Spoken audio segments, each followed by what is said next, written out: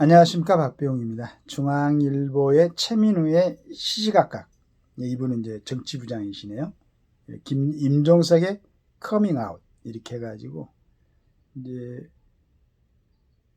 그 얘기를 쭉 나열해놨는데, 임종석 씨는 문재인 청와대 초대 비서실장, 재선 국회의원, 전대부장, 박원순 서울시 정무부시장 등 화려한 이력을 가졌지만, 이제 경문업을 만들어 가지고 아마 북한 방송에 대한 저작권료를 갖다가 국내에서 추심해 가지고 그리 보내줬던 모양입니다.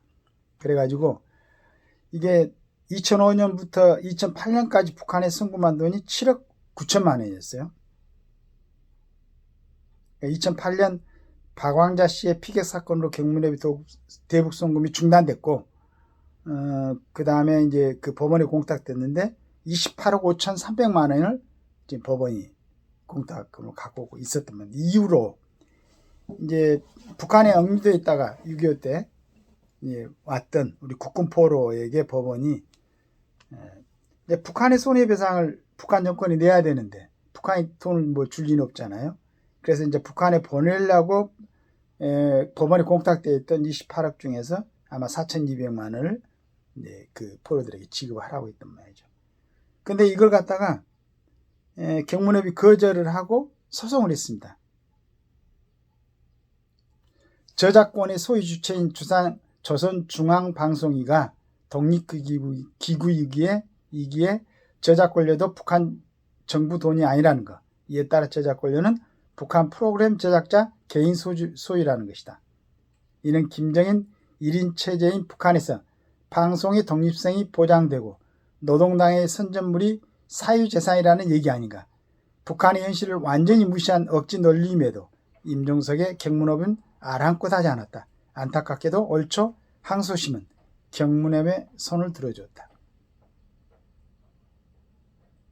이 내용, 그러니까 북한의 중앙방송의 저작권료인데 이게 갖다가 프로그램 제작자 개인 소유라고 주장한 경문업의 주장을 갖다가 우리 그 법원에서 받아들였다. 여러분들 이해가 되십니까? 그런데 그렇게 됐습니다. 항소심에서도 경문업의 손을 들어줬네요. 최근 임 전 실장의 통일하지 말자 2개의 국가를 수용하자는 발언으로 정가가 뜨겁다. 35년 전 임수경을 평양 축전에 보내고 2018년 남북정상회담 준비위원장을 지내는 등 줄곧 통일운동을 주창하던 그가 어떻게 180도 돌변해 통일 포기를 말하느냐고 비판이 요지인 듯하다. 하지만 그의 지향점이 통일이 아니라 북한 우선이라면 이해하지 못할 바다이다. 경문업 공탁금에서 보듯 수십 년간 강제노역을 당한 국군포로의 안전보다 김정인 정권의 재산을 더 중시하지 않았나. 주지하다시피 두 국가론을 꺼낸 건 지난해 말 김정은이었다. 이후 북한에선 평양 입구에 있던 통일탑이 철거되고 통일역 이름도 삭제되는 등 통일 지우기가 본격화가 됐다. 국내에서도 이적 단체인 범민련 남측 본부가 해산하고 몇몇 학자가 동조했지만 이 국가로는 크게 주목받지 못했다. 이 와중에 임 전 실장이 총대를 메고 나선 것이다. 이번 발언이 북의 지령인지 그의 소신인지 친북 단체의 압력인지 대북 비즈니스를 위한 포석인지는 임 전 실장만 알 것이다.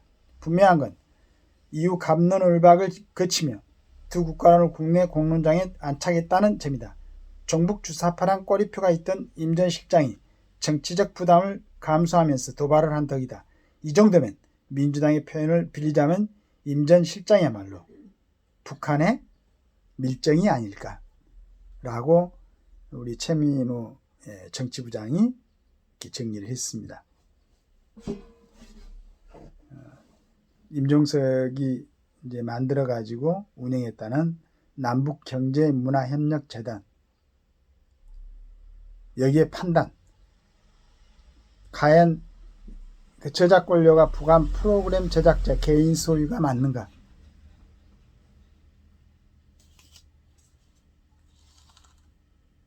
노동당의 선전물이 사유재산이라는 것인가 라고 이제 우리 최민우 정치부장은 정확하게 지적한 것 같습니다. 뭐라고 해도 또 시각이 그렇게 돼 있으면 어쩔 수 없겠지만 객관적이고 상식적인 시간으로 봤을 때는 이해가 되지 않는, 그러면서 갑자기 이제 통일하지 말자고 외친 우리 임종석 앞으로 그 행보를 한번 지켜봐야 될 것 같습니다. 감사합니다.